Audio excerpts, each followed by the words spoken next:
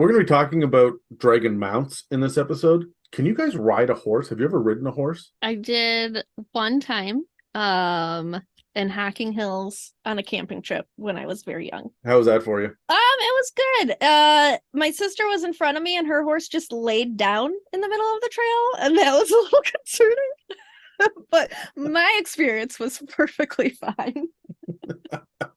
Terry, can you ride? I have ridden. I actually, years ago now, back in 2009, I went on a week-long horse riding trip through the Rocky Mountains in Alberta. Kind of stayed in cabins and stuff up there and went through like Banff National Park and stuff. And it was really good. I had a white horse whose name was Dwight.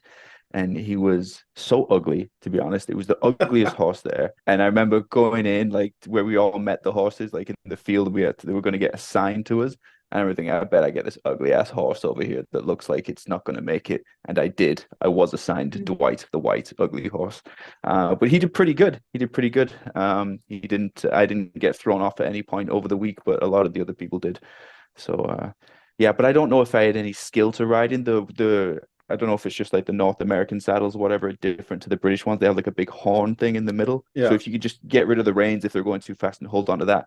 We don't have that in the UK, not that I've ever seen. So that wasn't an option. But it was in Canada, so that was great. So yeah, I have done that before. Yeah, I've ridden when I was younger. I did. I'm not gonna say a lot, but I think I've been on horseback 20 times maybe in my life. But we did it as a family one time when we were younger, and I was like 8, so my brother was 5, and he got in with the horses, and something spooked the horses, and they nearly fucking trampled him. Like he was knocked over by one of their knees, but then all the hooves missed him, and that was the end of that. Never again. So everything else after that was through school trips or scouting or something. So yeah. And he's never been on a horse. They're very since. strong, and they're not to be underestimated. So yeah. We're very much allowed on those horses because they have decided that it's okay. But the moment that they've decided this is not what they want to do anymore, it's not up for debate. No. It takes a very specific kind of person to be in charge of a mounted creature, right? Like, and that is not a skill that I have. No, you don't have high like animal handling. I got great animal handling for lizards. I've kept lizards and fish and rabbits. I can do that. Everything else, I'm probably okay with a cat or dog because they're domesticated. Everything else after that, no, the animal is in control and I am on its turf. That is an interesting point with animal handling. Like we almost need 2 different animal handling skills. There needs to be a skill called ride. Yeah.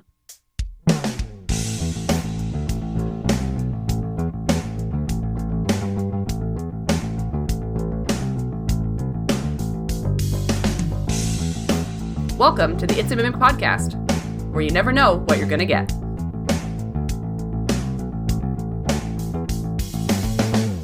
Welcome back to It's a Mimic, where you never know what you're going to get. Today, we're continuing our discussion on Dragons in Dungeons & Dragons 5th edition.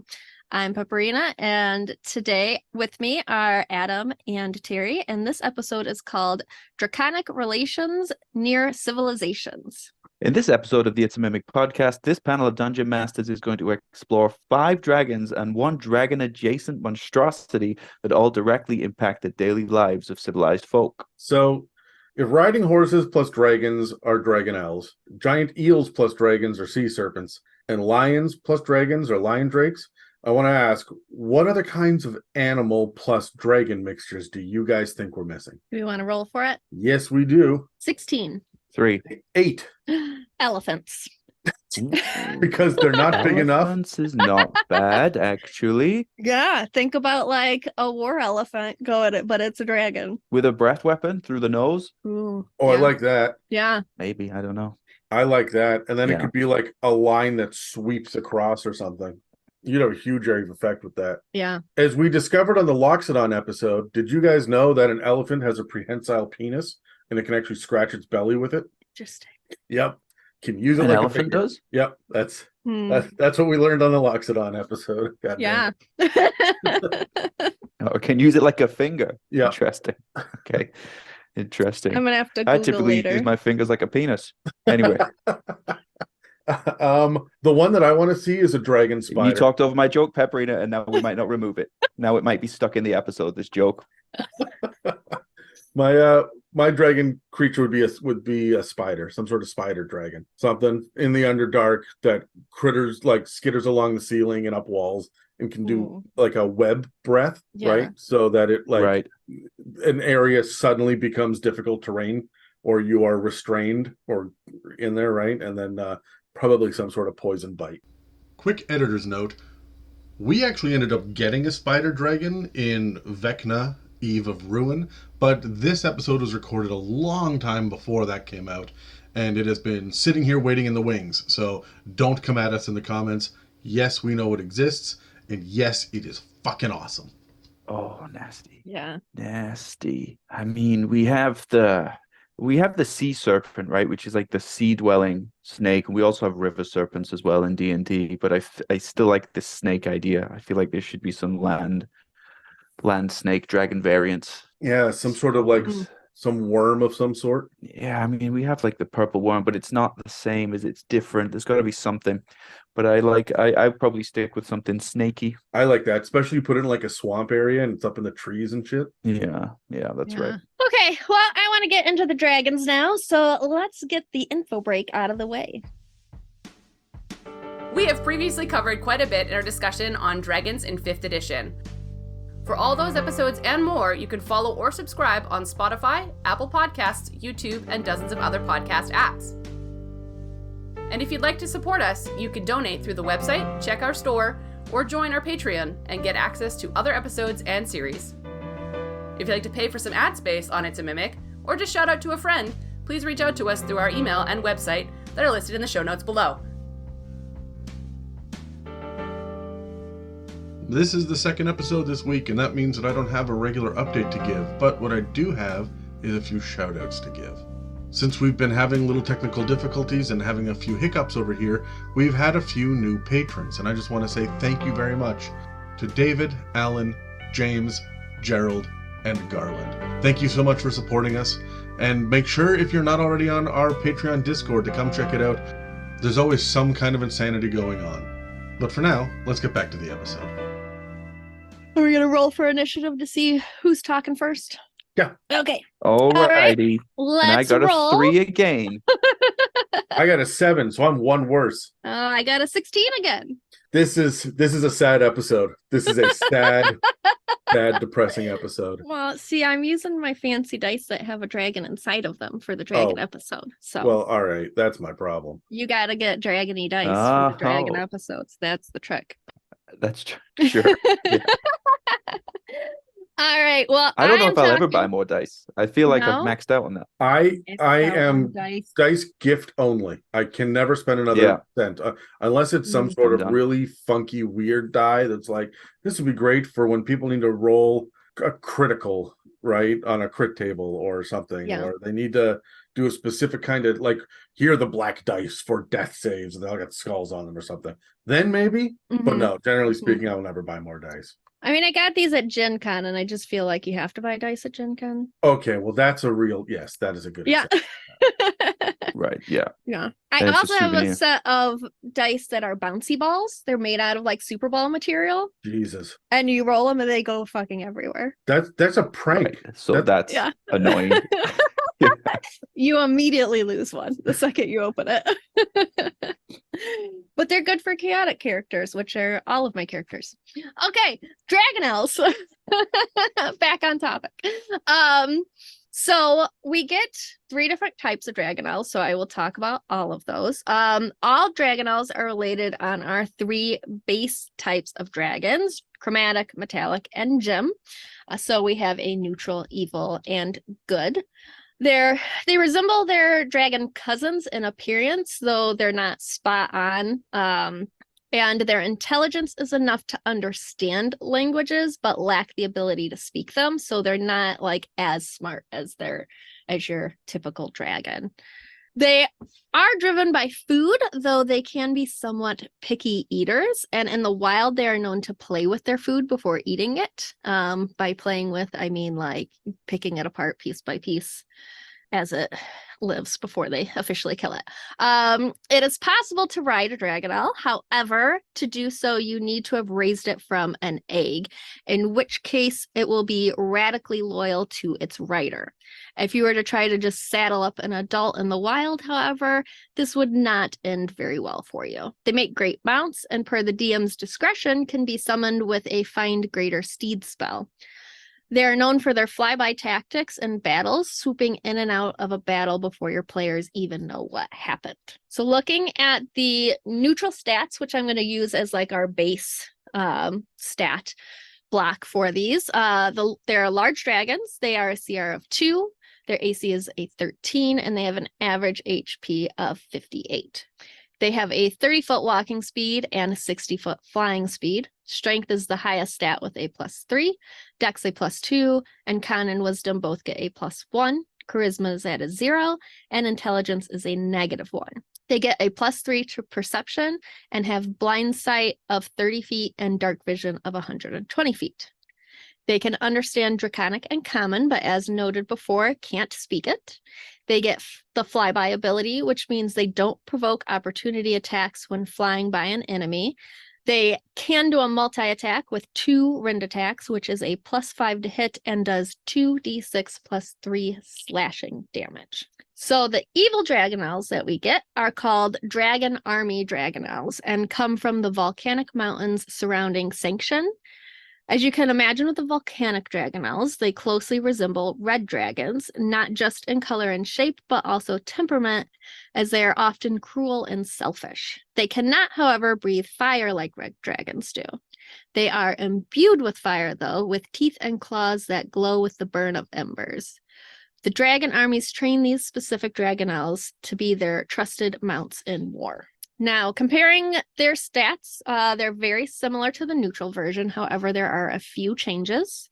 Their CR is up 1 to a 3, and their AC is a 16 as they wear a breastplate.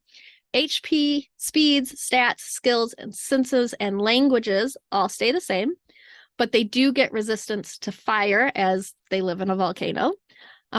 They still get the flyby and 2 rend attacks, but they get to add a 1d6 fire damage to those rend attacks. So not terribly different, but just a little bit extra flavor to them. Yeah, leaning into the fire. Yeah, leaning into the fire, which I would say for your game, you could do that like with any of them. You know, like we are given a red one, but I think you could if you wanted to flavor it as black, then you could do that. And it's interesting because the neutral one doesn't look like any kind of dragon. It is just like a flying lizard almost.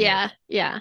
Which you would think those would be more gem. Yeah, you'd think so, but yeah, they just look like a generic dragon of sorts.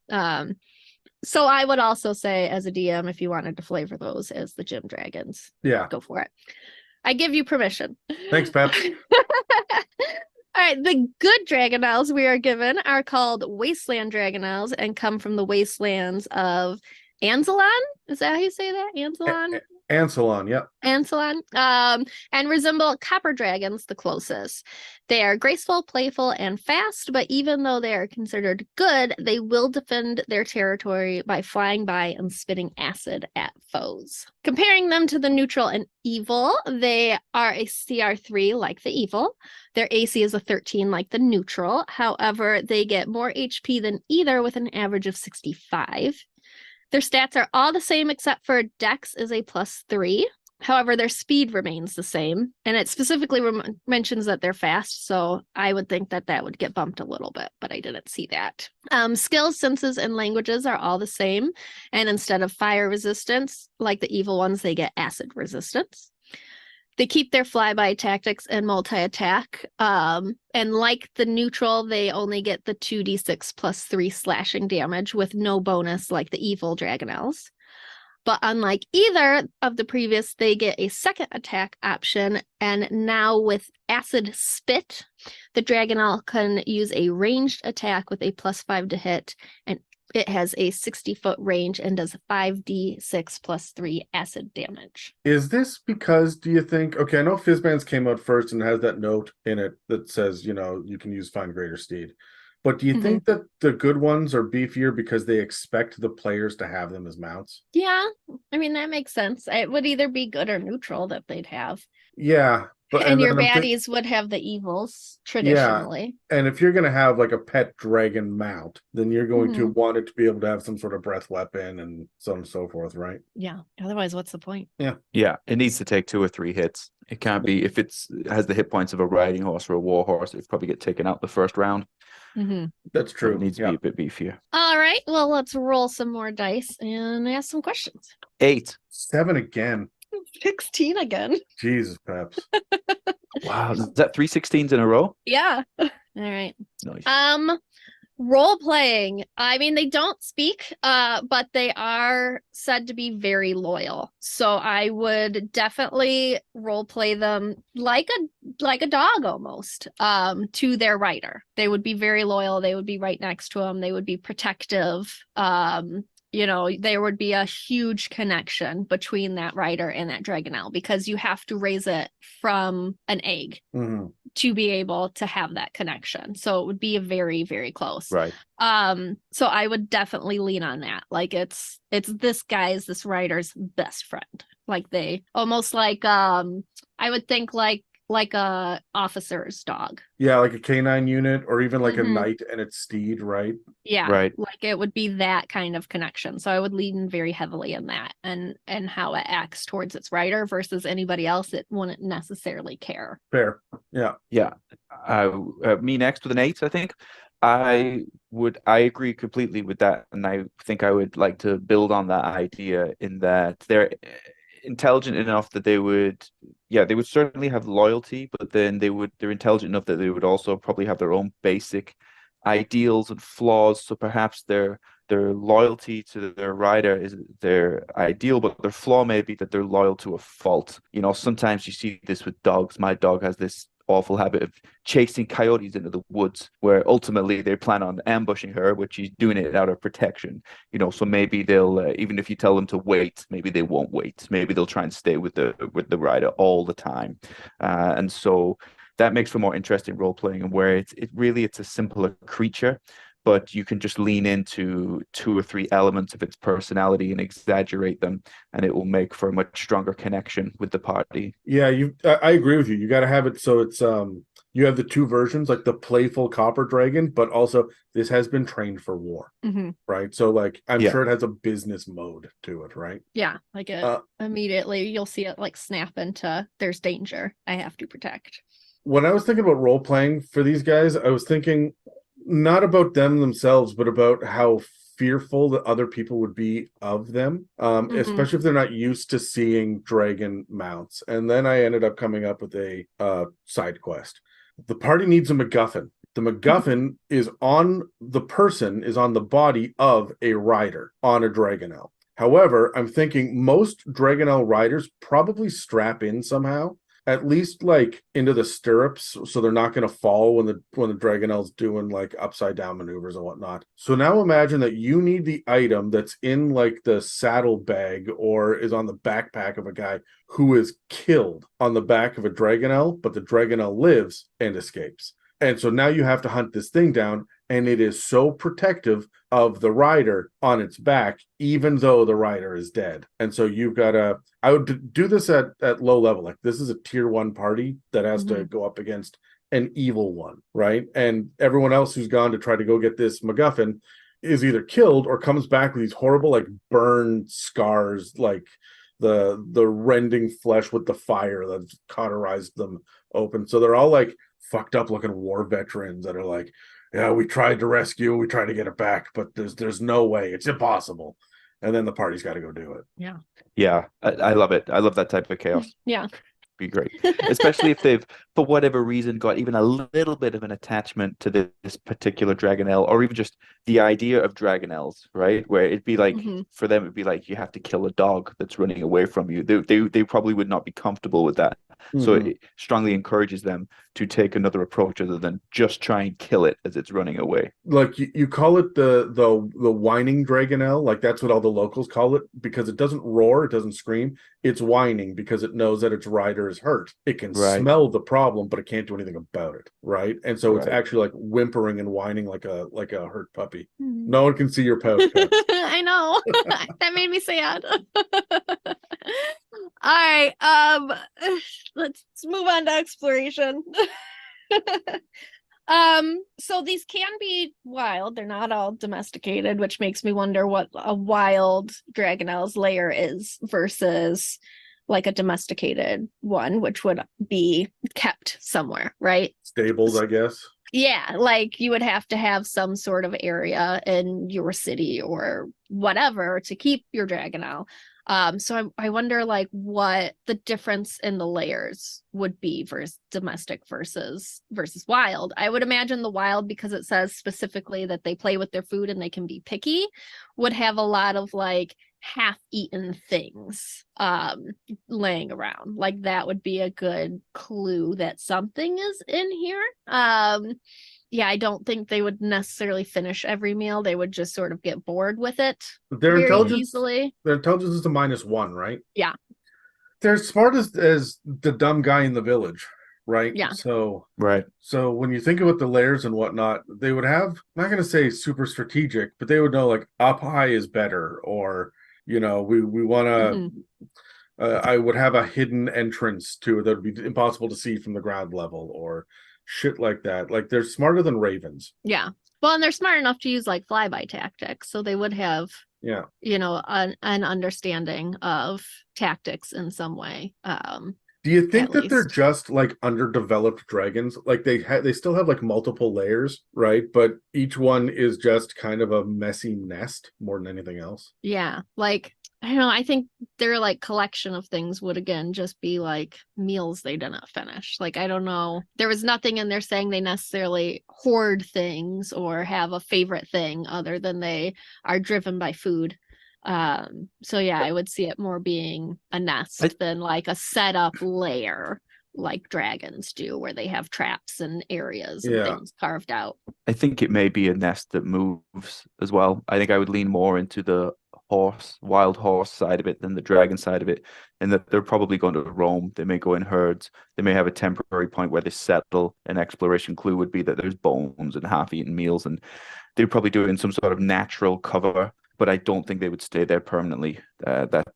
That wouldn't be to their strength, I don't think. And really, would we have them as predators? Would they be carnivores? More likely omnivores. And they would probably move. Omnivores can be scary though, because an omnivore will just start to eat you. It doesn't care if you're dead or not. I love the idea that they travel in herds. Like there would be what do you call a group of dragons? It's not a murder of crows. It's not a herd. It's not a pack. What do you call them? Like a wing or a flight.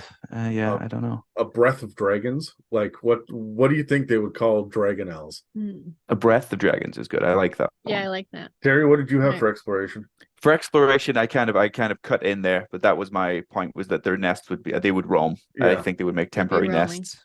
Yeah. And I think you would get, but this is also a way to introduce NPCs as well, because I don't think that they would be like predators where they'll kill their food and then eat it. I think it'll be like a grizzly bear, which is an omnivore, which would just start to eat you. It doesn't care if you're alive or dead. And so you may have some interesting encounters with some alive but partially eaten food, whether it be other creatures or NPCs or whatever you want to do. Yeah. You think the wild ones are like, if they're moving in groups, you think about, compared to a regular dragon, these would be like vultures compared to a falcon, or hyenas compared to a dragon, or to a lion, right? So they would do that pack tactics level of hunting. Of they don't have pack tactics, they would like surround you and start nipping at you a little bit until you react, and then jump back and the next one lunges forward.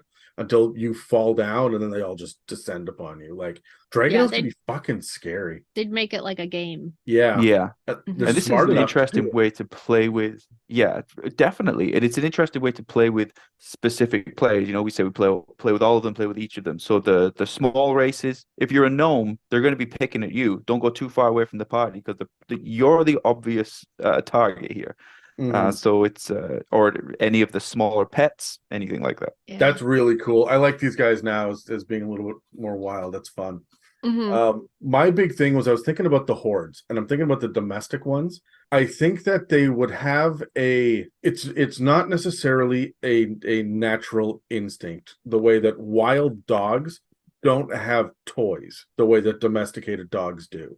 But when you have a domesticated Dragonnel, they would just naturally, like, an owner would naturally be like, well, here's your horde. And they would give them little like shiny trinkets and shit that they would be able to put in a saddle bag. And maybe the saddle, each one of the saddles is like customized or dyed or whatever specifically for this Dragonnel, and it knows this is my saddle, and it's happy about it. When like you go into the stables and say, hey, it's time to take you out, they run right over, they fly over to where their saddle is, and they just sit there like hopping from one foot to another because they get their item, their toy there.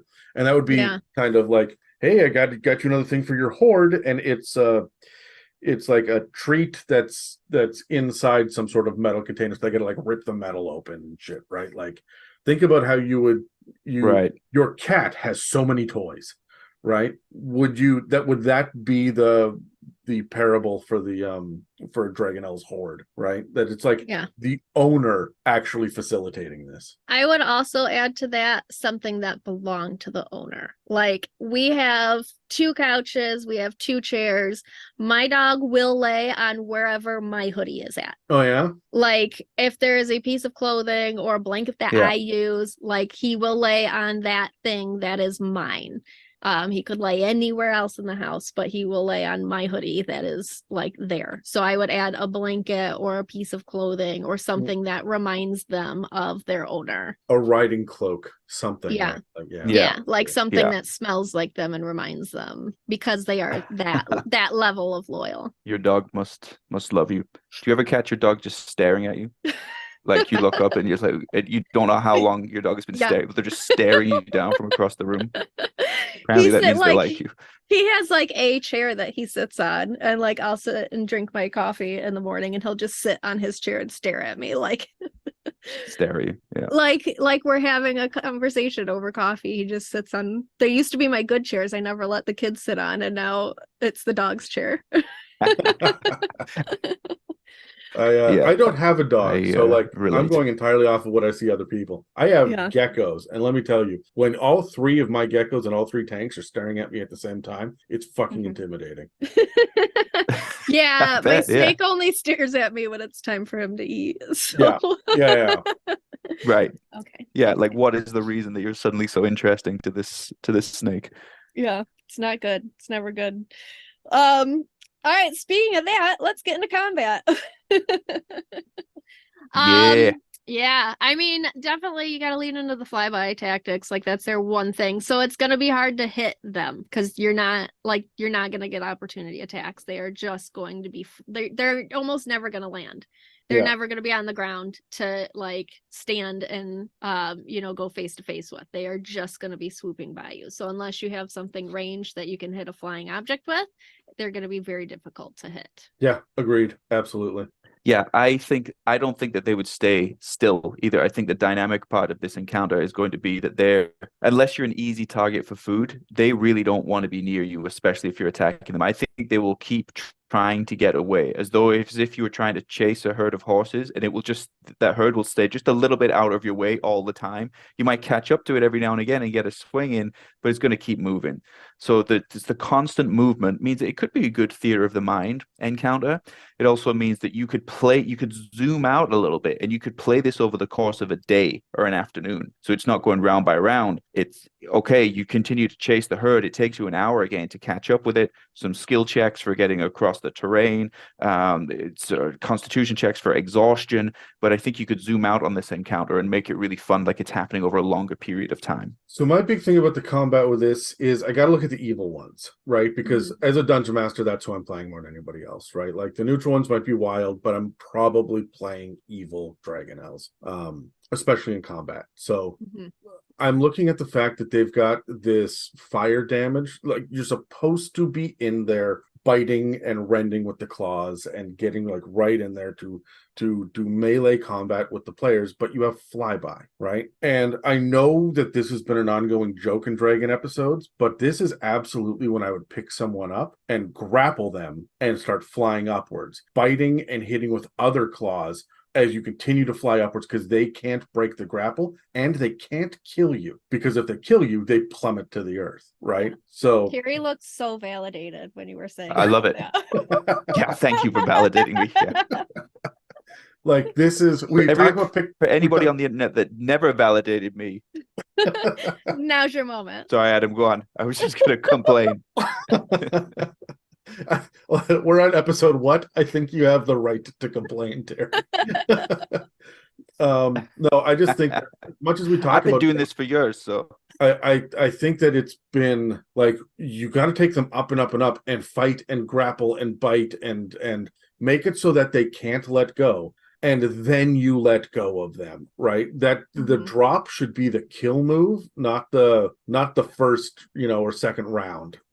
Get them down to right points 300 feet up in the air, right? And so that is how I think Dragonnels would work, especially because if you've got a rider with a crossbow that's on top, and that's the thing about combat here is you're based on, like, they're not intelligent creatures, like to the point where they can strategize, but their rider is, right? So you very much have to worry about a squad of 6 riders coming in at once. Like if I'm going to fight Dragonnels, I'm not like a wild one would be tier 1, but having the evil guys, because they're CR3, right? Yeah, this is a level 9 party that has 4 of these land on the battlefield at once and start picking off players and picking them up, and the riders have crossbows and lances and shit, so they're able to have enough reach to hit you while you're grappled, while you've been pounced on and they're on top of you and they've got you prone and shit like that, right? So I would absolutely make it so that these things try to land on you and knock you prone, to just kind of like hold.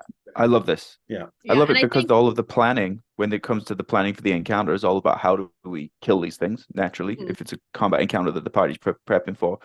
So to suddenly have them go, oh, now we can't kill it. So what's the plan now? And we know that D&D parties like to take an hour to plan things out.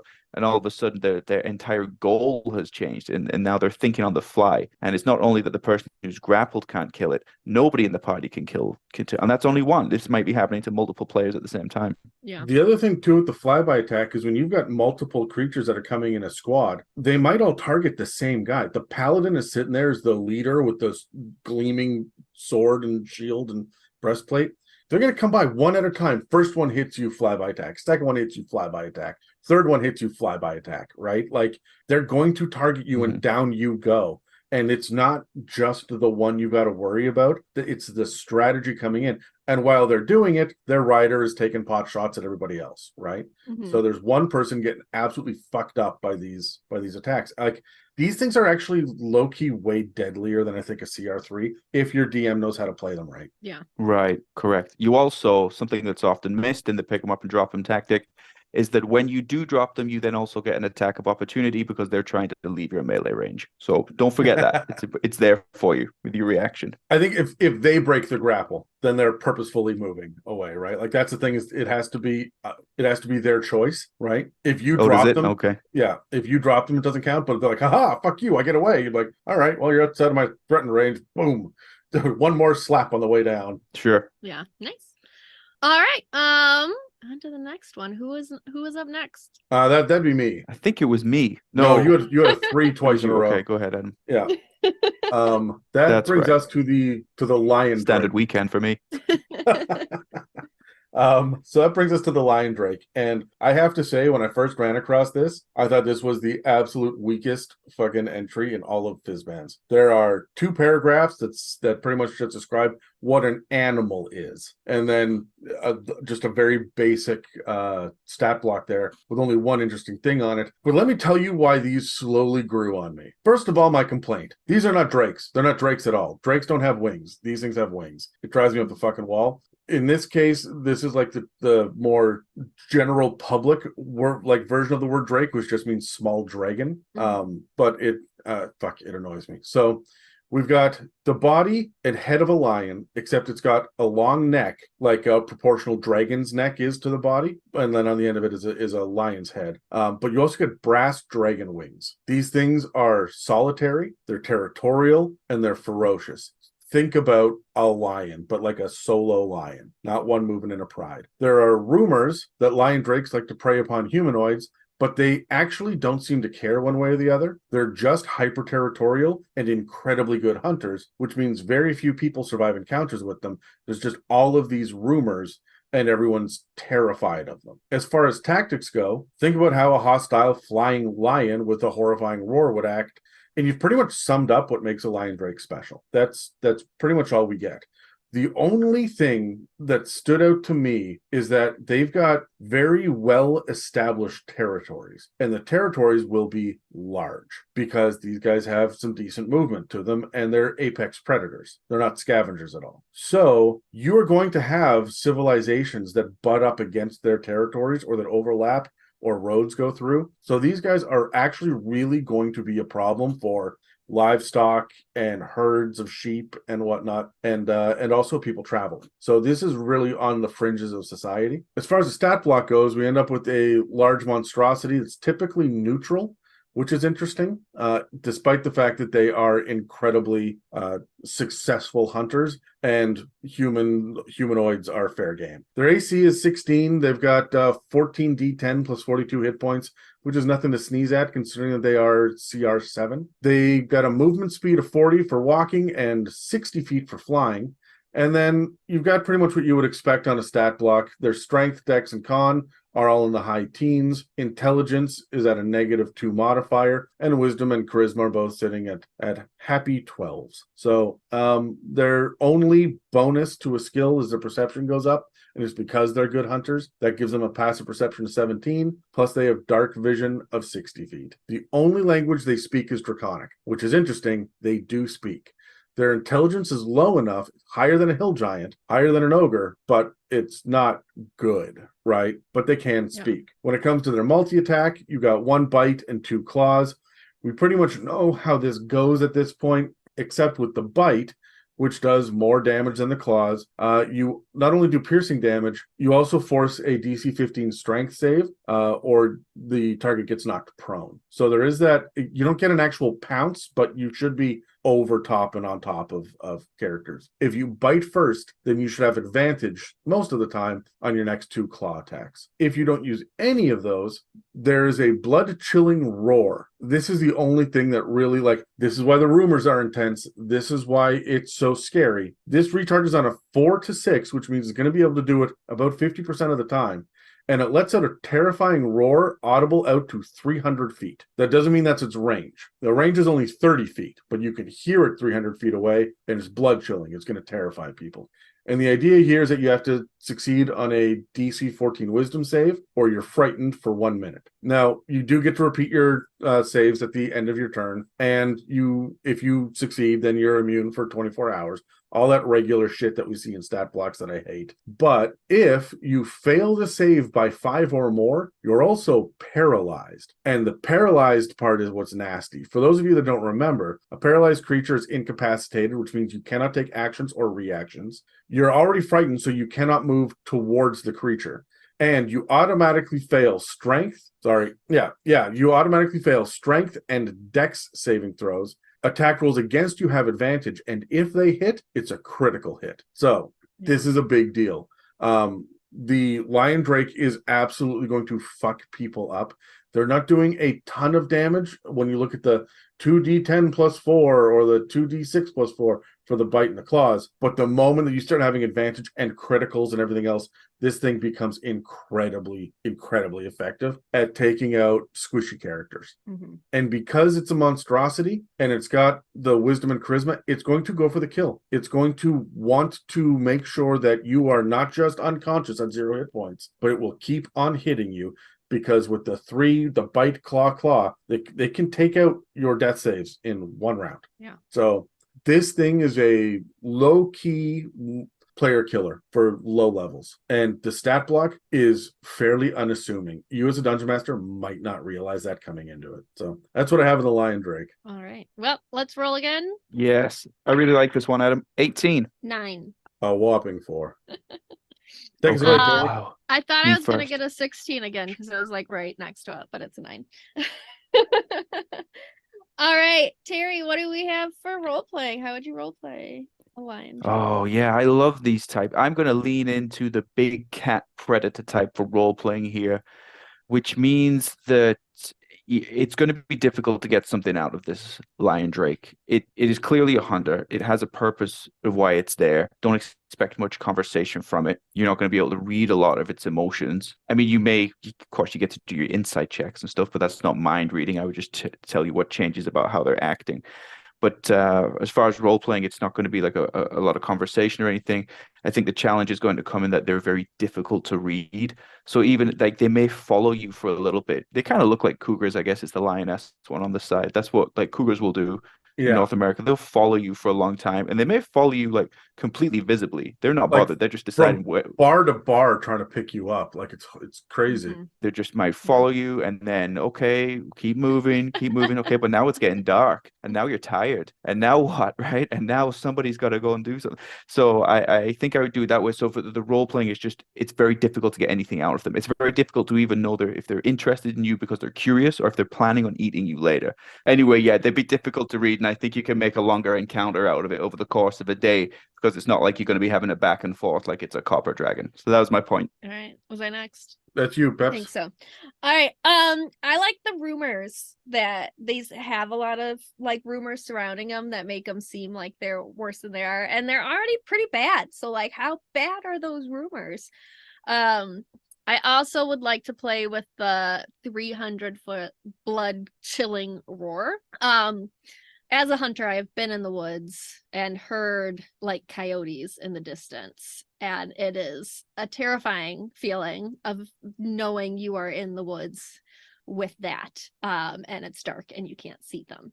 So knowing that, having that big of a range, like I can't imagine what the feeling of hearing that and knowing it's somewhere and you don't know where, and hearing these rumors from the town before you even see it, and then it like coming in, and it's probably got something that it just killed because it did the roar. It flies over and drops it in front of your party. Nice. I like it. Almost as like a territorial get the fuck out. Yeah.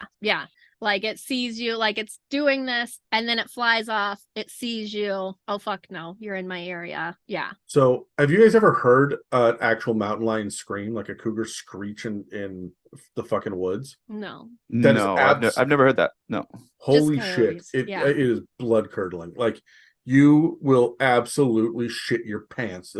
It is the most terrifying sound that you can hear in the like Canadian Rockies, like by a fucking mile. We got wolves. I've seen wolves while camping. I've heard wolves, coyotes as well. I've bumped into bears, but I've never really heard one roar. Not outside of media. But I heard a mountain lion in the fucking distance one time, and I thought that there was someone getting murdered. It was so scary.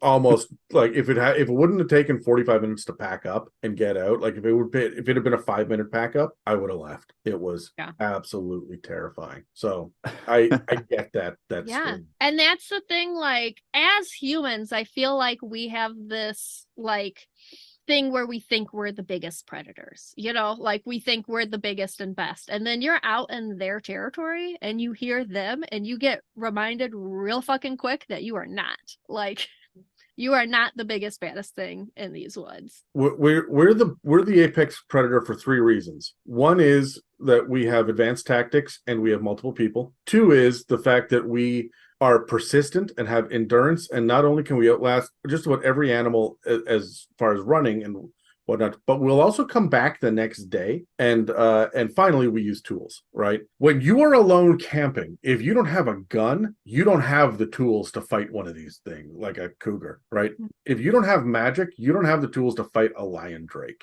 Right, there's no fucking way that you do, and you don't have the numbers. You may have the ability to be persistent, but it flies. You're not going to catch it. It moves twice as fast as you, and it goes places you can't.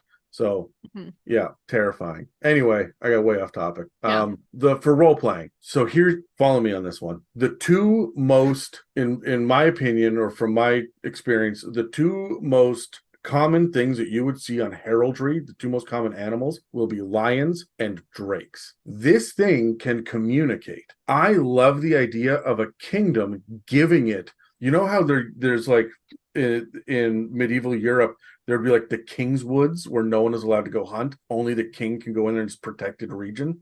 Imagine giving this thing a protective, like 25 square miles, and you have an agreement with it, and it is the emblem and the symbol of the king. And that's why it's on all of the banners and the coat of arms and everything else. So it's actually protected. And then your players have to, for whatever reason, go into its territory to get something, but they're not allowed to kill them. They are protected by the royal house. So how do you deal with that? Like, there would be like regular offerings from people that speak Draconic, right, from the kingdom. So this thing allows specific people in, and only to a certain area, and only sometimes if they have an offering. And now your players have to sneak their way through, and you're not allowed to kill this thing, and it's going to come at you if it catches you. That's a great encounter, a series of encounters for newer players as well, or if you're trying to expand people's D&D tendencies, right? If you've just got blasters or murder hobos, this is a chance to try some new spells, try some new tactics, think deeper about your character. So it seems like such a simple encounter. You're not allowed to kill it, but I think it would make for a really great, memorable encounter as well. Yeah, if you got some sort of like hold monster or something to be able to get it to stop, right? Or calm emotions or something,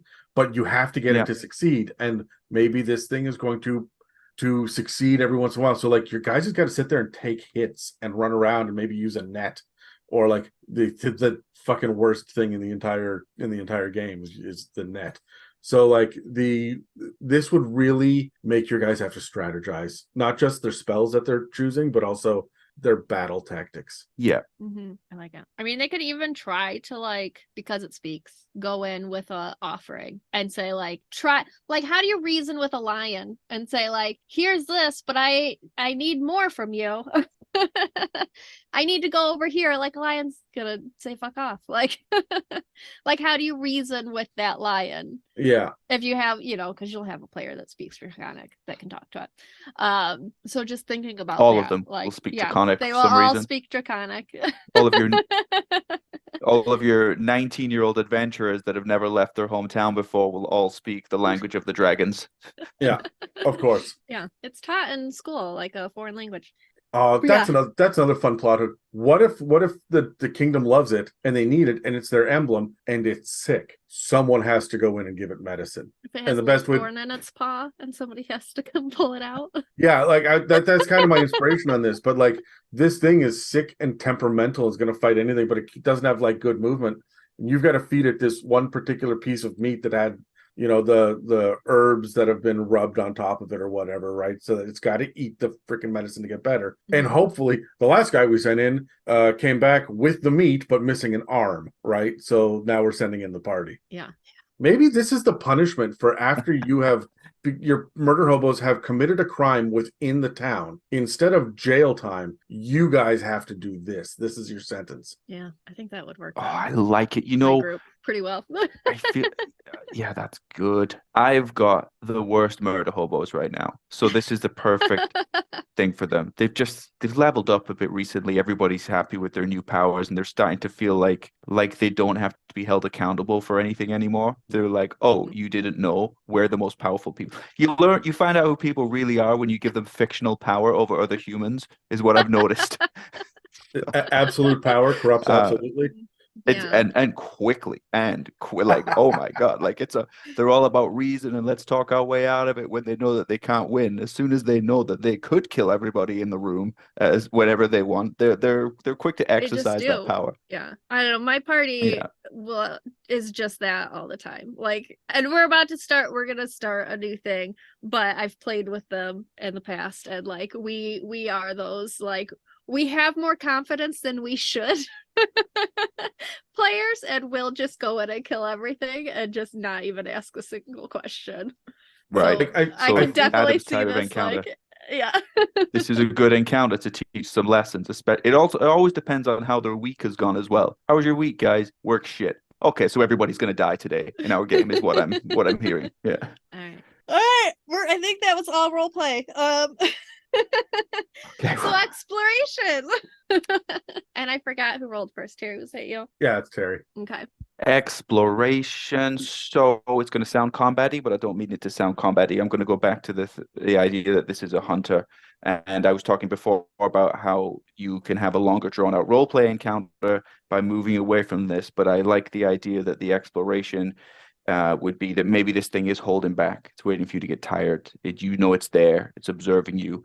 And you have to try and get away over the course of the day, because now you can move through multiple different types of terrain, different types of challenges. You can, if you know that this thing is hunting you, you can do survival checks to see if you can find a way away from it. You can do like stealth checks, but not necessarily just for the round, like a stealth check over the course of an hour or so. Nature checks to see if you can determine how it's going to strike at you because it's suddenly disappeared. You can turn this into a long drawn out skill challenge, I think, or a series of exploration encounters over the course of a day or so. Yeah. I would say, like, knowing the like movements and habits of animals in the wild, a lot of them, especially territorial ones like lions, like this one is very much about its territory and protecting its territory, and nobody else is allowed in it. I think you would see very clear paths that it takes. It would have like certain paths that it takes at certain times that it would check on everything, and it would know where to go, where the entrance points were, and you would see like the footprints, you would see like broken branches or whatever along the way. You would have signs like that something is in that area, but you wouldn't know when or it would be coming back to that area, because I think it would very much be doing like a perimeter check at certain points at certain times, and it would know like when people would go through there. It would know the like delivery routes that might go through its area, and so it would know what time most likely that would happen and be able to pounce and be there. So I think you would have to watch it, like you would have to observe it for a while from out in the distance to know its habits and where it is when to be able to sneak through anything. Yeah, I agree with And that. most of the clues would point towards Big Cat as well. So as the parties, they're going to try and prepare for an eventual encounter or how they might deal with it. But everything's going to be, all the paw prints are going to be lion paw prints. So it may likely look more like a crag cat or a mountain lion or something. But what's interesting too with the paw prints is that they're going to suddenly start and suddenly stop because it flies as well. Oh yeah, of course, yeah. Yeah. Oh, that's interesting. Like it may go to the edge of a cliff. Yeah. Or you're right, just suddenly start and stop wherever. But you can have those interesting situations like, why would they suddenly stop here? What does that mean? And if you roll like a good enough check, you can see, well, they start up 100 feet that way. Yeah. My thought with these guys is, all right, so you know how, first of all, they need a huge area because you look at the size of them, they're large monstrosities, and they are going to need to consistently be eating a decent amount of food. You think about how big a lion is, it's going to be that big, but plus wings. So we're talking gazelles, we're talking deer. We're not talking rabbits, right? Like rabbits, sure, but that's not the main thing that's going after. So one of the things about prey animals is that when a shadow passes overhead, they get spooked, right? So that being said, these guys would absolutely scout an area looking for herds like as they fly, but I don't think that they would dive bomb because these fast creatures are going to scatter. I think that they would land nearby and then go into the lion, like fold the wings in, get low in the tall grass or in the brush, and hunt that way, right? So if they're this territorial, and you're talking about the paths that they take, part of the things that they might do is fly over the same region on a regular basis as well, right? So you'd be able to see the patterns and know where it lands and where it flies when it does its kind of patrols, for lack of a better word, when it does its like nomadic route that it does. So this would be really interesting to try to track down and hunt, right? Because you're not going to have a good time with it. It's not only going to be difficult to hunt, but it's also going to then be hunting you. Yeah, I was just thinking that, like, how do you hunt something that's also hunting you at the same time? Yeah, well, you cover yourself in mud and you hold very, very still and hope the predator lets his guard down. Yeah, it's the only way. Yeah. All right, let's get into combat with these. Terry, what are your thoughts on combat? Oh, combat. So there's solitary hunters, right? I wonder why they didn't make a tiger drake. Tigers are solitary hunters. Lions are very much not. But whatever, it's fine. So it's going to be working to. Sorry, I think it's they. Despite the fact that they have manes like lions, I think that it's more about the like iconography of lions and dragons as being apex predators. Whereas as much as tigers are, they're not the first thing you think of. When you say apex predator, you think shark, you think lion, right? You think wolf. Not many people think tiger. Right. First. Now I'm thinking about a shark dragon. Jesus, that's no, thank you. We'll be getting into those in a moment, right, Terry? All right, combat. Yeah, exactly. Oh, combat. I think. Well, you're gonna. I want to move away from the idea of this thing hiding all the time. Like you should have the signs that it's coming. I think naturally it's going to wait until the end of the day before it strikes, but you should know that it's coming, right? You should get through your whole day. Maybe a couple of you are exhausted. Maybe, you failed some skill checks. Your resources are down. Spell slots are down. And then I think I would, as a DM, I would probably have a combat encounter with something completely different. Maybe like an important encounter for the story, right? And then that should be the main encounter of the day. And then after that, that's when the Liondrake attacks. You blasted off a bunch of spells. It's smart enough. It's seen all this stuff before. Now it knows you're tired, definitely. Now you're bleeding. One of you went down maybe earlier. And I think this should be a really difficult combat encounter, because if anything's going to come when you're unprepared, it's absolutely going to be this, because this creature is watching you, waiting for you to be at your weakest possible situation before it attacks you. And then it just lets off that roar and paralyzes you. Right. And that was one part to it. I want to speak so that would be like strategy over the day, but tactically for in the moment, that blood chilling roar is fantastic. That's based on that's different to frightful presence. Frightful presence, you need to see them. Blood chilling roar, you just need to hear them. And it's going to be in an environment that works best for them. Maybe let's just call it woods, right? There's lots of trees and things, or maybe a little craggy area where there's kind of tunnels or hallways or something. But it's going to be in a place where if you hear it, it makes you frightened. And so you don't even need to see it, but you still can't move closer to the enemy. I think technically you have to see them for that part to be in place. But that means if you're trying to move through a difficult part of terrain, there may be a time where you need to double back to get around that corner or something. This is going to stop you from doing that. Also, if it's 5 or lower, you're going to be paralyzed. So you may be paralyzed, 1, 2, maybe 3 members of the party are going to be paralyzed before the combat encounter even starts. And remember, this Liondrake is not going to even try and attack you until you're at your weakest point. So like round 1 has got to be critical, and you better get high initiative, and half of you may be paralyzed. But yeah, that blood chilling roar is going to be, I think, is more valuable than it seems at first glance. Mm-hmm. All right, I've got a question. Imagine at night. At night, you hear it. Sorry. Terrifying, especially if you've never run into one of these things before. When something has like a breath weapon or a roar or something that recharges, do they start off with a charge? Yeah. Okay. I've always wondered that, if they start off with it or if you have to roll. I always look at it like this. As a dungeon master, I understand why we have the recharge, but this is the signature move. So you have to show it. Otherwise, you're going to waste it. Your players are likely going to have 1 or 2 big moves, an action surge, fucking stunning key strike blow, a something that is going to render your monster absolutely fucking dead in 1 to 2 rounds. If you are not showcasing this amazing thing that it can do, at least a couple of times in a combat, then you might as well just give it a random, like give your party, here's just a pool of hit points to beat on for 2 to 3 rounds, right? So this is where these, if you see a recharge, I always let it go right at the very beginning. It should be the first thing that happens in round 1 or before initiative, right? Like this triggers initiative.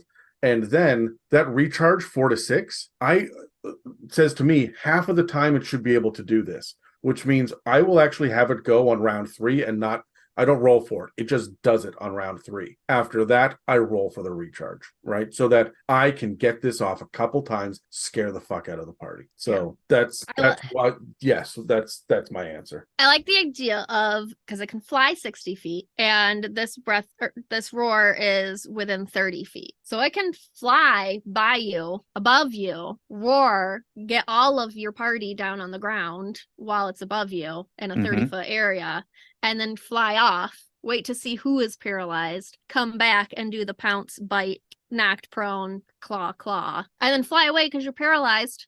So like it stays in the air the whole time, and just almost like a lion pounces, it just does that with flight. So it is above you. Yep. The one thing that we should be keeping in mind with the Liondrake is that it always wants to be attacking with advantage. Right. So the paralyzed condition gives it advantage, and then it's doing critical damage with it. Right. So like that blood chilling roar is going to, he's going to get that off, see who's still fucked up on the next round from this thing. And that's going to be the target. If no one is, and it hasn't recharged the blood chilling roar, the bite knocks people prone, which gives it advantage on the claw. Right. So bite first. So the very first thing it needs to do, round 1, blood chilling roar, maybe even beforehand, that kicks off initiative. Right. The following round is who's paralyzed, who can I get this critical hit in? If no one is paralyzed, then it's bite, claw. And then repeat that. The moment it recharges, fly at a range, or hit with the like a swooping down, hitting with the 30-foot range of the blood chilling roar, and then swooping out again, so that on the next round, take another look. Who can I get to? Right? Who's my victim?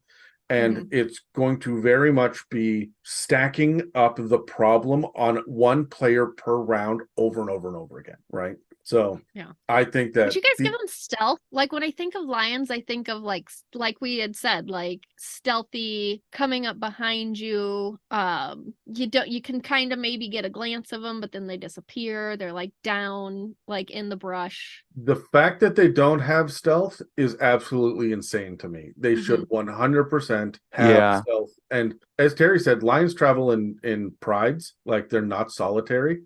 But the moment you give them pack tactics and you put a couple of them on here, this is a deadly fucking encounter, right? Like we're starting to get real scary, and even in tier 3. Yeah. So I would give stealth. Yes, absolutely. I would just make sure that my CR7 creature is fighting level 7 people if I'm gonna have them ambush, right? Yeah. Otherwise, I have no problem putting this against the level 6. Right? There's even their Sorry, Terry, go ahead. Even their dex modifier. I was going to say even their dex modifier is low, right? It's only a +2 for their dex modifier. They seem to be the main stat is strength, right? Most this is creatures, overwhelming though. Power, I think. Yeah. Yeah. Most true. dragon creatures are a +2 to dex from what we've come across, which is always, I don't know, right? Because they're always fast. So I think honestly the reason it's low is to keep the AC manageable, because you're already giving these things natural armor. The moment you get a +4 into dex, this thing's got an AC of 18, and if you're doing that for a CR7 creature, you've got to take away from other areas, right? So just to keep the CR low. So but for stealth, I'm totally going to give it what's the proficiency bonus is +3 and the dex is +2. So so +5. It's got +5 already. I'd give it a +8. I'd double the proficiency bonus on that. Yeah. Because I could also see with the shape of their wings that, like somebody said, folding them in, like they very much could fold back and tight to their body. They're not like big, I don't know, like like in the way. I would definitely say that The- they're like fans. They're like those fans that you get as a kid that open up. Yeah, You know? like the Japanese style fans, right? Yeah. I would have them be almost like that. Like they could fold them close to their body like that and then open them up. God, you know what? They would look almost like displacer beasts if you did that. If you just caught the silhouette of them, or you don't, or you've got like dark vision, so you can't tell the color of them. Mm-hmm. They've got these two things coming out of their back that Right. that when the wings are folded in, that might actually be a good misdirect early on when the displacer beast that only That would has 4 legs. also connect the dots on why their paw prints stop here and jump over there. Yeah. The giveaway is that there's only 4 legs instead of 6, Mm-hmm. but who's gonna pick that up? Yeah. Cool. I like that. There. All right. I think that wraps us up for the Liondrakes, which brings us to our last creature of the day. Brings us to me and to sea serpents. Well, friends, sea serpents they're mythical creatures. I think we've seen these outside of D&D in multiple legends and myths, which are often found in aquatic environments such as oceans, seas, and large lakes. I think you would consider like the Loch Ness monster to be a type of a lake serpent or a sea serpent. We have one in British Columbia as well, apparently in the Okanagan. I forget the name. What's the name of it? The Ogopogo. Ogopogo, same type of thing. Yeah, we got one in one of our lakes apparently. As far as physical appearance goes, sea serpents would typically have long, sinuous bodies. These would be reminiscent of traditional depictions of sea monsters or dragons that we know. So they may have scales, they will have fins, and they'll have other types of aquatic features. Sea serpents are powerful and dangerous. They operate a little bit differently depending on their age. So because of their natural weapons, and when they're smaller in size as a young sea serpent, they'll act much more as tactical hunters when they're younger, as opposed to when they get older to ancient size. They're more likely to just be an overwhelming force. They don't need to sneak around as much. For their habitats, they're commonly associated with deeper open waters, so they may lair in underwater caves, hidden grottos, or mysterious trenches, even shipwrecks. So some campaigns may place them near coastal regions that provide like a maritime threat to any seafaring adventurers. One of the interesting things I like about them is that these guys do have hordes. They're the only one we talked about today that actually give a shit about a horde. And I didn't expect that out of a sea serpent. The fact that they want like trade goods and sailors' trinkets and pirate booty and shit, like that's so fucking weird. I just thought these were going to be snakes. That links them to the dragon in a really satisfying way. Yeah. No, I think they're much more than that. They are very intelligent as well. Even a young sea serpent as an 11 intelligence and an ancient is 2 more points than that. So so they are very intelligent enough to know what they want, intelligent enough to know how to acquire it. And also with intelligence like that can come a level of arrogance, maybe. It says in the lore that they expect permission. They expect you to have received their permission if you're going to pass by close to their lair or within their territory. So they're not simple-minded at all. They absolutely are aware of what's going on, and their problem solving and their intelligence will be higher than most humanoids. So that essentially, I suppose, is it for the background of sea serpents. It's not like there's a deep lore to them. We've seen this type of creature in different areas, but it brings me to the stat block. I want to start with the younger sea serpent, and then I'll point out the differences. Where a young sea serpent is actually a huge size category. Typically, when we think young dragon-related creatures, we may think large size. They're a huge size category. They're typically neutral, which means they're probably just very selfish or just more interested in their own situation than anything else. They have natural armor, which gives them a fairly decent armor class. Their hit points will average out at 123. As far as their speed goes, they do have a land speed of 10 feet. So that tells me that they may be able to breach and squirm a little bit if you're trying to hide on the edge of the land. It is still possible for them to get you, but their swim speed is 40 feet as a young size as well.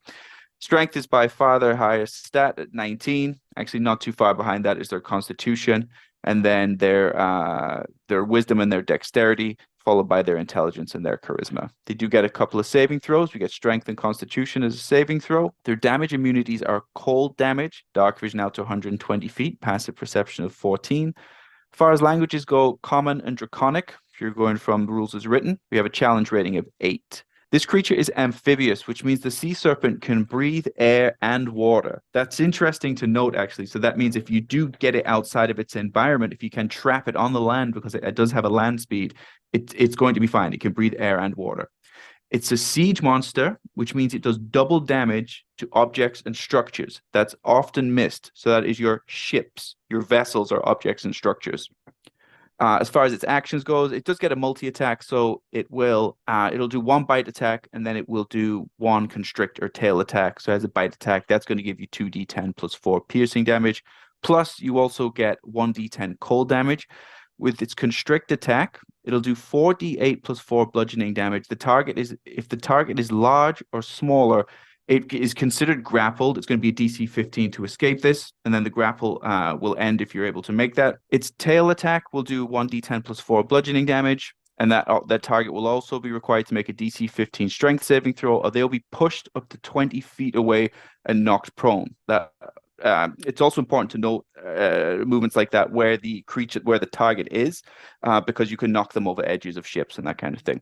It does have a breath weapon. It has Rime Breath, recharges on a 5 to 6. It is a 30-foot cone of cold. So each creature in the area makes a DC 14 Constitution saving throw, taking 7d10 cold damage on a failed save, or half as much on a successful one. So that's for the younger sea serpent. The difference is then, as we go to the next age category, and we only get 2 age categories. We get young and we get ancient. So it goes up to a gargantuan size. The armor class will increase a little bit to 17. The hit points will go up, but they don't go up dramatically. It goes from an average of 123 to an average of 170. The land speed goes up to 20 feet, and the swim speed goes up to 60 feet. Strength still by far the highest stat, that goes up to 24. Constitution up to 20. We get well above average wisdom and dexterity. Constitution is right up to 20 as well. Charisma is the lowest stat at this point with a 12. Saving throws are the same as strength and constitution. They just go up a little bit. No more languages are learned at this point. It's still common and draconic, though. For story and flavor, you can add those in if you like. The sea serpent will now get legendary resistances. It'll get 2 per day. It can automatically fail a saving throw if it can automatically choose to succeed on a saving throw if it failed from the roll. The damage on the weapon on the bite and the constrict and the tail attacks will go up, of course, but the most important damage to look at is this Rime Breath. It goes up to a 60-foot cone of cold. Each creature in the area is required to make a DC 18 Constitution saving throw, or you will take 9d10 cold damage. That's an average of 49 on a failed save. It has legendary actions at this point as well. It can take 3 legendary actions, and it can choose from a list of 2. One is a tail attack, and one is a bite attack, but the bite attack will take both. Well, it takes 2 legendary actions, 2 out of the 3 legendary actions to do that. So that is the sea serpent. The other Pepperina?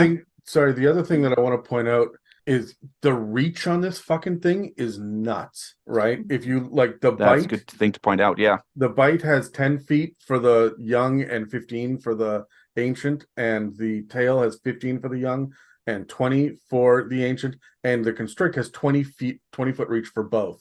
You look at the layout of the ships in Ghost of Saltmarsh, you barely have 20 feet across. Like, everyone on the deck is getting hit. When you get pushed back 20 or 30 feet, depending on how big these things are, you're getting knocked off the boat, right? Yeah. Like, everyone is in danger. Everyone is in danger from this thing, right? There's nowhere to hide on a ship. You have to go up the mast. So I just thought that was really interesting to point out. All right. Yeah. Let's roll some dice and I'll ask you guys some questions. 16. 19. 4. Oh. I finally there. get to go first. Had to happen. Role playing, Adam. How would you role play these guys? What would you do? I really desperately want these guys to be the threat of you got to pay the toll to get through, right? Mhm. It's their waters. They're going to be there. If your ship is trying to pass through the waters, you've got a 90% chance. I'm going to roll a d10. On a 10, you go through and you don't run into it. Every other one, this thing pops up, and it's going to demand tribute in order for you to get past. So you better be carrying enough tribute to go out, and then enough tribute to come back right through its waters. And so it's going to demand this. And if you don't, it will just sink your fucking ship. That's all there is to it. Like, Yeah. I love this as it can speak common. Do you guys see the picture in Fizzbands? That fucking face speaking common at me, I would have an existential crisis. Yeah. Right. It's funny to me that this speaks common, but like the Liondrake doesn't, because I see like you think of something on land coming into contact with people more to be able to speak that, and something on like where, how does this learn common? Who's it talking to? Pirates. It's talking to Yeah. pirates. Yeah. It's talking to pirates. Oh, that's a great point. How come when our creatures speak common, they always just speak perfect common as well? This creature would speak like the creatures it's learned common from. It's not going to speak the Queen's English at all. And that's better, if you ask me. Yeah, this thing's gonna pop up with a pirate accent. Yar, who be going through my waters? Like it has an eye patch on and shit. Right.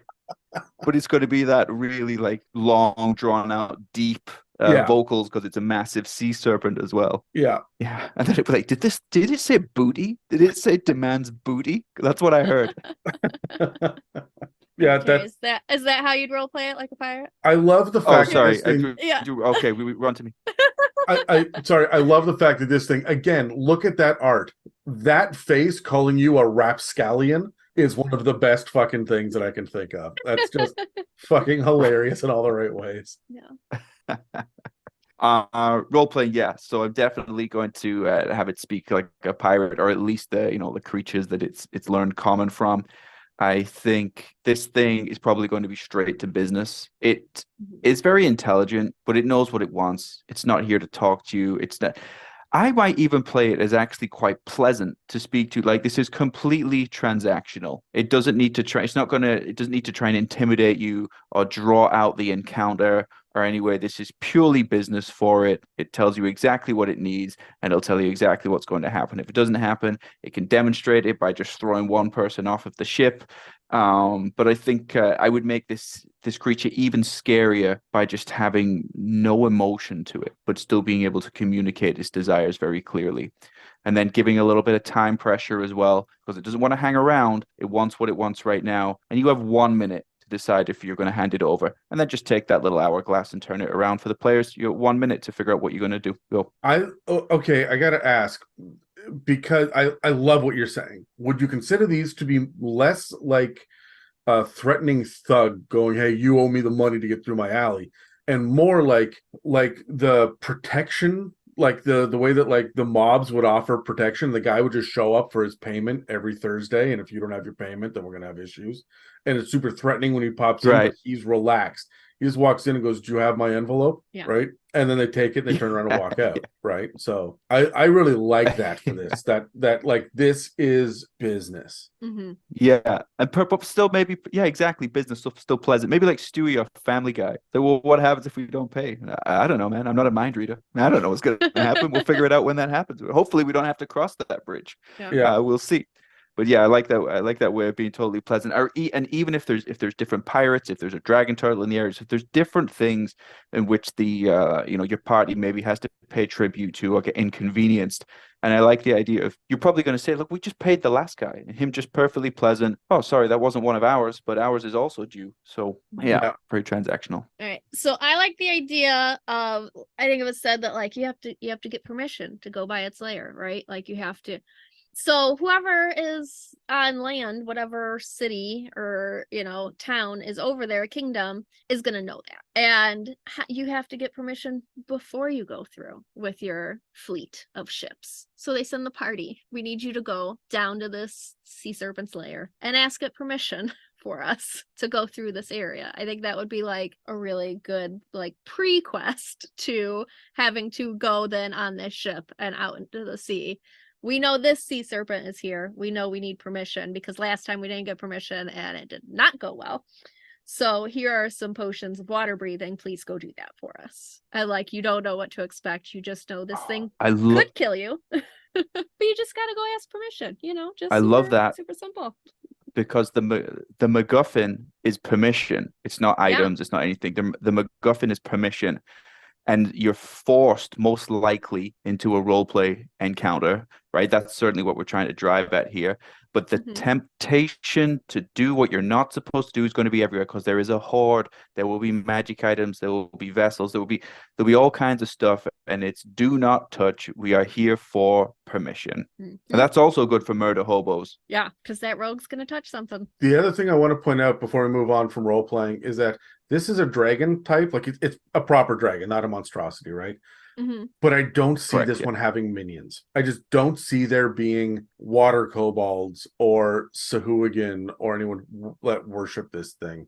Like, Yeah. people are afraid of it, and it is a dragon, but I don't think that it's got, like, you go down into the layers, there's not a bunch of Chul wandering around down there trying to worship this Mhm. thing. It's pretty solid. Right. Yeah, Yeah. that's right. I think, That's like, right. if I like it. anything, you would have like just people that respect it. Like, you would have your followers of like Umberly that just like respect that this thing is there. Yeah, you might even end up with like I could see an ancient one. If you were to bump it up from a CR 14, you could even make this a fathomless warlock patron, Mhm. right? Like, we've got the cult of the Kraken and stuff.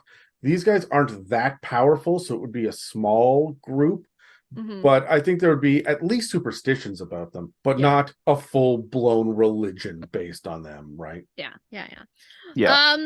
All right. What about exploration? For exploration with these guys, so I just had my level 6 party on a ship run into one of these young sea serpents. Total sidebar. Do you guys have the minis for this? I do have the mini. I got the pre-painted one and then thought it was Mhm. not to the standard that I wanted it, and so I repainted it myself. But I Repainted do have the mini. I think I might.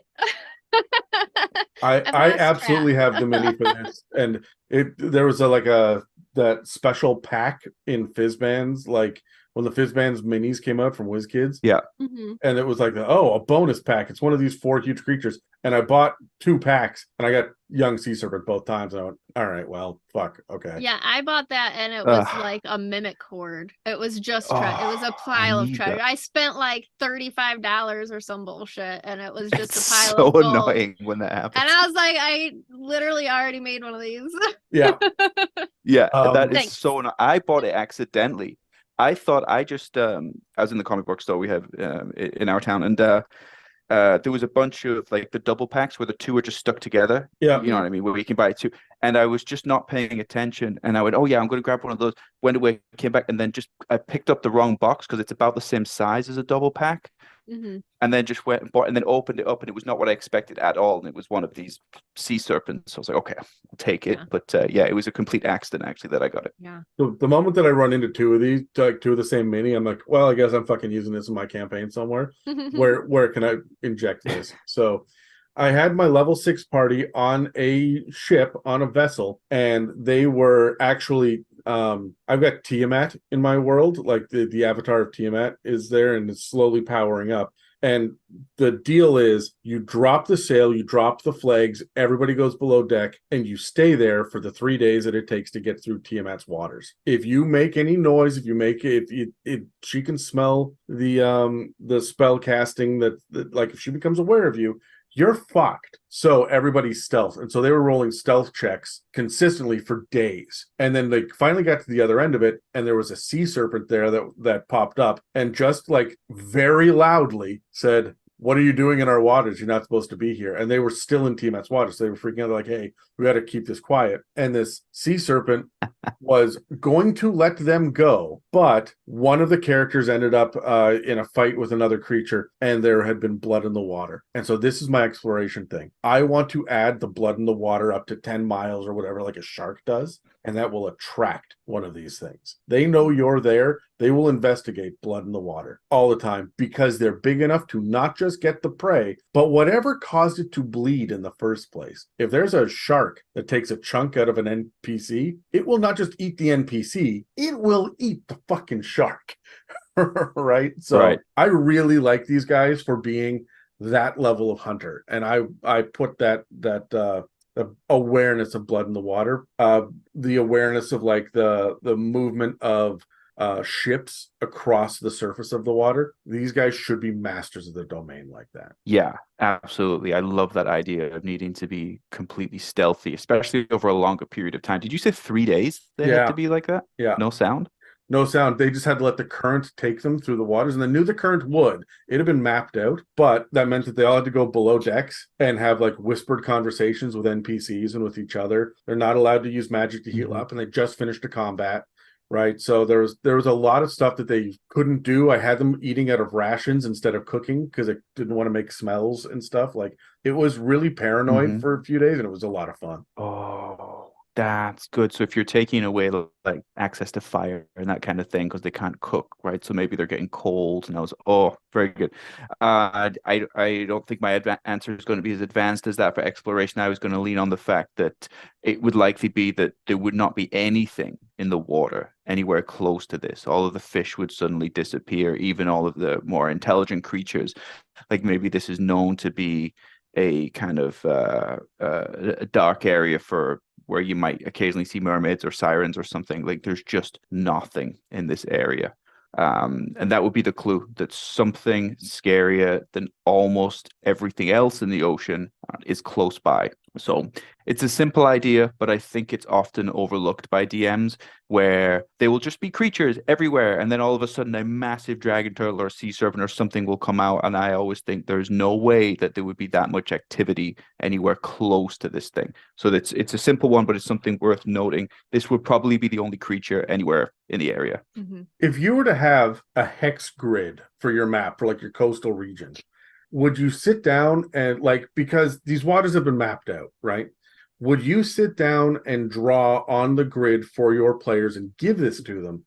This is the Sahuagin area. This is where you'll find mermaids. This is where the sea serpent is. This is where the dragon turtle is. Would you map it like that and give them the idea that, hey, we have to sail around these waters, or we've got to do these tactics going through them, or if we want to interact with this creature, we have to go through this creature's territory? Like, do you carve it out like that? I think it depends how much footwork they put in, how many people they talk to, before they go out, if they listen to the lore and the townspeople, and map it out. If they don't put in the footwork, then they're going in blind. I love that. Or you give them the map and make them figure it out. Yeah. Yeah, like they gotta do the work to get the answers.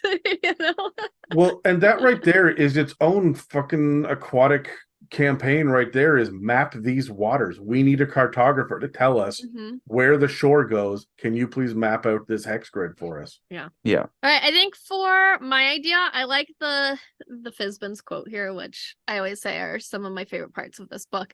It says, when a sea serpent drives itself through the hull of a ship, it's simply trying to accelerate the molting process. Sure, the ship might sink, but that's hardly the serpent's fault. Which makes me think, I have a tiny snake. He's very small, and I've seen him shed his skin. And like the eyes are in there, the mouth, like everything. The whole, like you could see where his little eyes are. Can you imagine a gargantuan dragon sea serpent shedding skin, like washing up on shore? This blows everything open. Do dragons molt? I don't know. Oh, how has that never occurred to me? Because all my geckos do. Yeah. I mean, and we've talked about like things coming in and taking, like kobolds coming in and taking the dragon scales, and making armor with it and things like that. So is that what the molting process is? It just like sheds scales as it grows. I love it. New ones. I think But this you being could. part snake, it would shed its skin much like a snake would, the whole thing in one piece. Right. That's right. I'm just trying to think how to use that, but I think it certainly should be included. Like that it's washing accurate. up on shore, or even it floating in the water, because it would be very light. So you would see this thing floating in the water ahead of you while you're already on your ship out at sea and there's nothing around, like fishing that out and it like rolling it out. Because a lot of times when it comes off, it's in a ball. Yeah. Rolling that out and just seeing like it's the size of your ship or larger. You can see the face of this creature. You can see, its fins as you fold it out and roll it, and like, what the fuck is this from? Do you think It's good that though. Maybe you can sorry, go ahead, Terry. I was just going to say that maybe you could lean into the, it's immune to cold damage, right? So if it shed its skin, there's a boon with resistance to cold damage if they get created with lining their shield with it or something like that, or making some sort of skin suit, which is disgusting. But what I mean is it's another opportunity to take advantage of that, the cold resistance or immunity.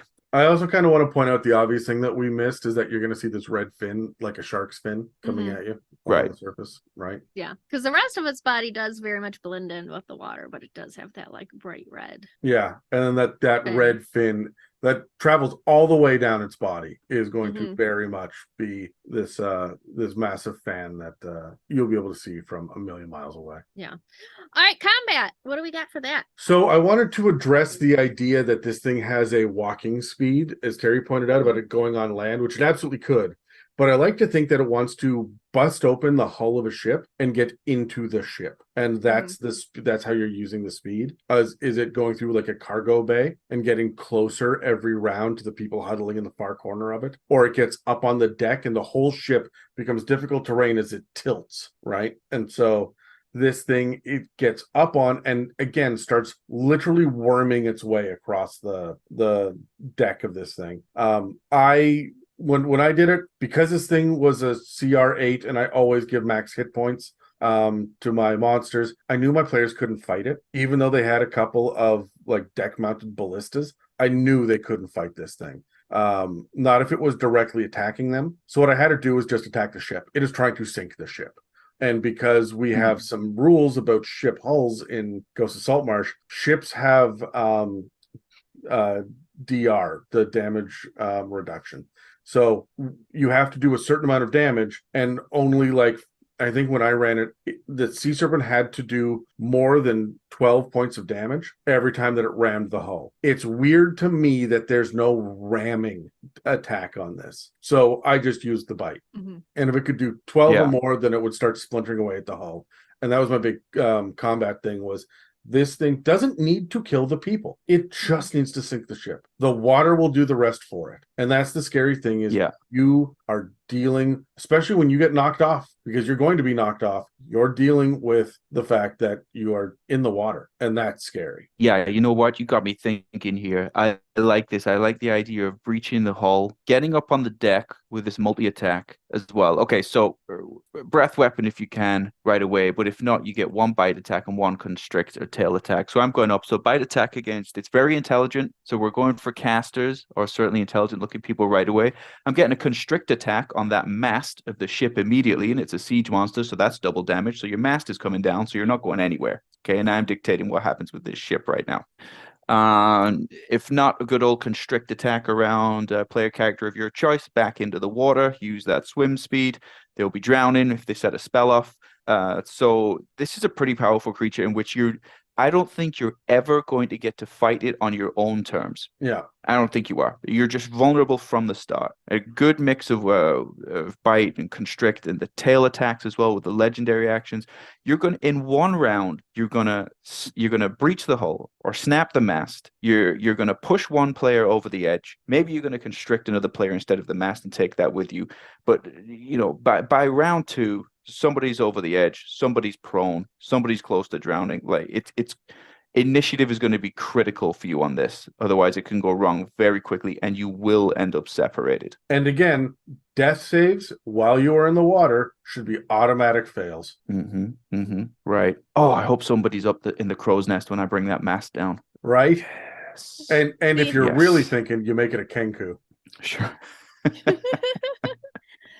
See, what I would do is instead of using constrict on the mast, like it's gargantuan if you're fighting an ancient. Constrict the whole ship. Constrict the ship. Snap That's right. it in half, right off the bat. How long is it end to end? Do we know? I don't remember. When you deal with gargantuan size, there is no actual limit. So like a huge size for the young sea serpent means that it can be up to, I think it's 25 feet. But when it comes to gargantuan, it's 26 feet to the size of a goddamn mountain. There is no consistency for the size of Gargantuan, so you can make it as long as you want. Constrict the ship is great. Yeah. And what'd you say, Adam? You had to get like 12 hit points down on it or something to start I think that's the whittling away damage threshold is 12. at the ship. Yeah, It gets double damage, and a constrict is 40, 10 plus 7, so the least it's doing is 22. yeah, it's going to depend on the kind of ship, right? They were on a smaller boat, but like Yeah. if you've got a galleon or something, I would have it be like 25 or 30, Yeah. right? So But again, like if it's rolling all once, Right. it's a 22, you know, like Yeah. it's 4d10 plus 7.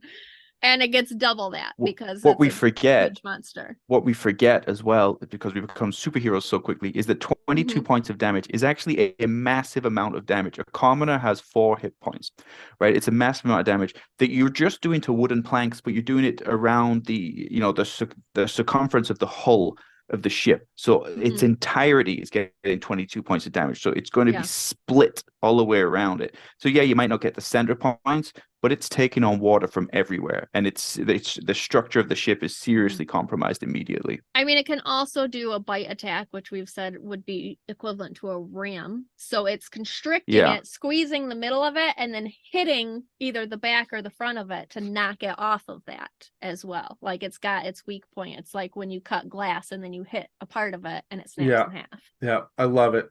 Also, what happens if you go prone in water? I had that question because it can knock you prone. And one of it's in the tail attack. What if you're in water and you get knocked prone? I never let people get knocked prone. I just feel like you get knocked underwater, you have to swim up. Okay. Like I was just curious. Like I had that thought when you said that it could knock you prone with a tail attack. What if you're already in the water? I mean, technically, you're prone if you're swimming. So yeah. If I can be perfectly honest, I'm with Terry. You're prone if you're swimming. If you're treading water, you're already prone. It's going to be easy for people beside you to hit you and hard for people away to not hit you, right? Or to hit you. So like it makes perfect sense that you get all the prone condition, but that extra thing is you get submerged by 5 feet. Like you got to waste 5 feet of your movement to get up to air. And when you're moving at half speed, that's significant, right? Yeah.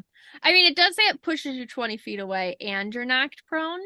So like sort of in my head, I'm thinking when you get taken for like by a wave and you're like just jostled around and don't really know which direction you're in for a minute. Oh, that's a great point. You could get knocked 20 feet underwater if you get hit by this thing, right? And your movement speed, unless you're a fucking monk, is going to only be 15. So it's going to take you 2 rounds to get above water, or you got to dash. Perfect. Yeah. And I would even like with the prone, I would have you have to roll to figure out which way's up.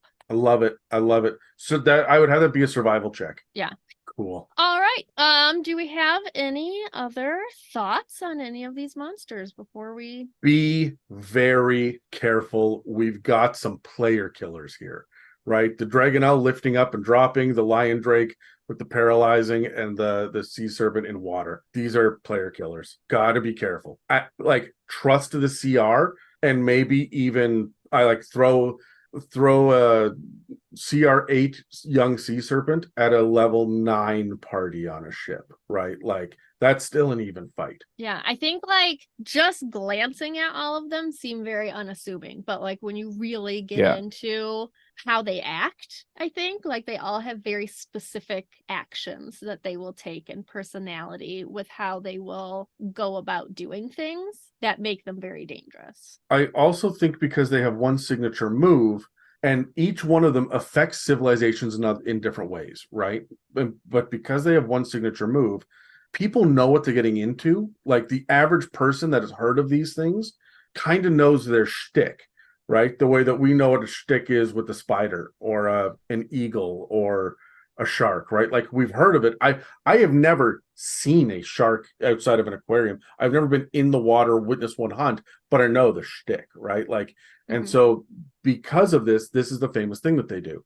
It has me thinking about other creatures like that. What are the rumors around them that the commoners that you're going to hear in the tavern, right? Or you're going to hear at the barracks where people are talking about this and going, hey, this is what you can expect and how you would fight it. And this is how I would have my players be gathering information about it to learn what they're going up against.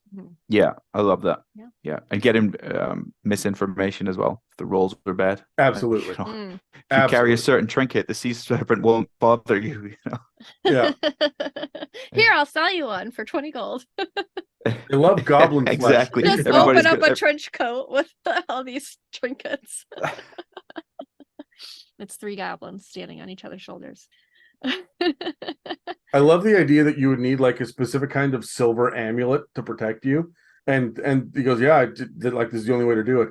Don't worry though, they make and sell them down the road. Go there first thing in the morning, and you go there, and it's like the guy that told you about in the bar. It's his brother that runs that shop, and this is the whole fucking scam. Mm-hmm. Yeah. Yeah. Yeah.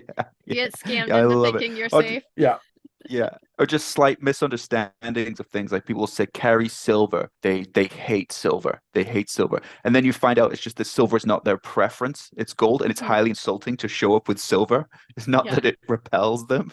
It's just insulting if they see Yeah. it. yeah. They Love hate it. it, not in the sense that it does any damage to them. They just Yeah. are offended now that you would bring a lesser thing to them.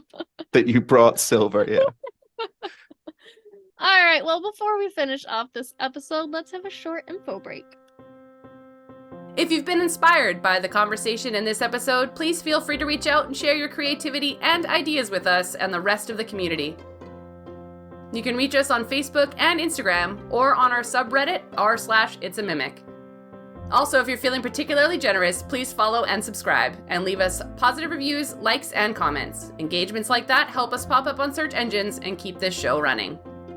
Okay, so I want to roll initiative for this. If you could own a Dragonnel, what would you name it? Natural 20. I got an 8. 19. I'm going last. Terry, what do you name your pet Dragonnel or your mount? If I had a Dragonnel, I want a name that sounds strong, but also sounds elegant, but is not juvenile. Like people will take it seriously. Like one of those strong names, like Nina, something like that. If you meet a Nina, you're paying attention. Nina. Right? It's just one of those names, right? All right. Like every I don't think I was Carla's expecting batshit Nina. crazy. Oh, you don't know. Terry Nina's just one of names. those. Terry uses like women's names for most things. Like it's Yeah. when he wants it to be comedic, he uses a man's name. That's Yeah. true. I like feminine sounding names on men sometimes. Like I've met a lot of Kellys, and so I like to throw in Kellys and Tiffany's and that type of thing. I find it's good for fantasy characters. Anyway, Mhm. Nina. Okay, Nina. All right. Well, I have a dog named Drake. So if I had a dragon, I'd name it Puppy or something like dog or puppy. Yeah. I feel like Wolf would be a good name if you're going to go in that theme. Like Yeah, Wolf, something. It'd be spelled with a yeah. U. No, if I was going to name a Dragonnel, and bear with me on this, I would name it Wrist Strap. So here's my thought process on this because it's insane. When I was going through the Liondrake, it said that in previous editions, this used to be called, or it's sometimes known as a Dragon, right? So that's just Dragonnel without the L on it. Dragon. So it's ONNE. And I'm sitting there going, yeah, it used to be called that in previous editions. I remember this creature. Now it's called the Liondrake. I wonder why they changed it. So I Googled it, and I discovered that dragon is actually the French word for dragon. I was going to say that. It sounds But- like dragon. I don't know how they would say it, but it sounds like something like that. Yeah, dragon or whatever, right? And then, however, that same word has another meaning, and it's wrist strap, like what you would have on a watch or like a ski pole, right? So that you don't drop the pole when you fall down. Like wrist strap is called a dragon, and so I would name my Dragonnel Wrist Strap because I would strap into it, and I think that I would like strap like one wrist to the horn on the saddle or something, right? I know, ridiculous, but that's why I would do it. I think that's just a weird, neat little reverse engineering of why these things are called, why they're called. So, All right. So we got Nina, Puppy, and Wrist Strap. yeah. I like it. Yeah. Sounds like a good weekend. Those are the 3 people you don't want showing up at the orgy: Nina, Puppy, and Wrist Strap. Yeah. Right. Depends what kind of orgy you were looking for. Yeah, right. We don't kink shame. Oh, it's me. Sorry. It's you. We're just gonna keep talking about orgies if you don't talk, Terry. Sorry. Please don't. Anyway, that's all for this part of our discussion on draconic creatures in D&D 5th edition. Please take a second to engage with, like, follow, and comment and review to help push our engagement. And don't forget to subscribe to find future inspirations for your campaigns. If you'd like to support us, we have a store with some merch and a donate button on our website, www.itsamimic.com. as well as a Patreon. This episode and others can be found on Spotify, Apple Podcasts, YouTube, and most other podcast apps. Thanks for listening to It's a Mimic, where you never know what you're gonna get. This has been an It's a Mimic production. Please check the show notes for this episode to see links, time codes, and credits, and don't forget to reach out and share your own inspirations.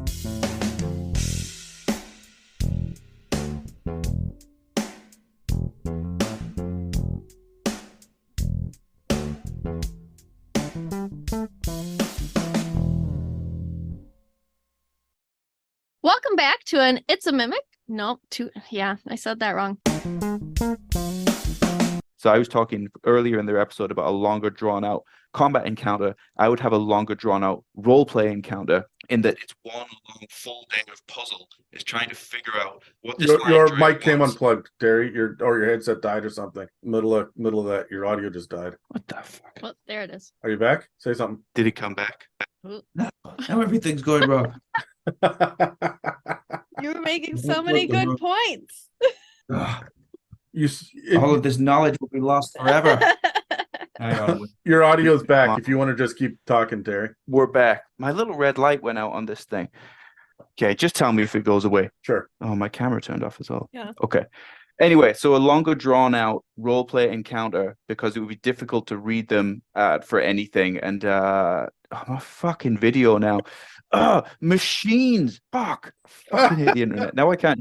Can you hear us? Yeah, now I can hear you. I mean, it is Anyway, so that's an what I would do audio for medium, so I don't know that we need your camera. role play. My camera is turned on, but for whatever reason, I have not yet appeared. It's all right. Just keep going. Fuck this. See you next Tuesday.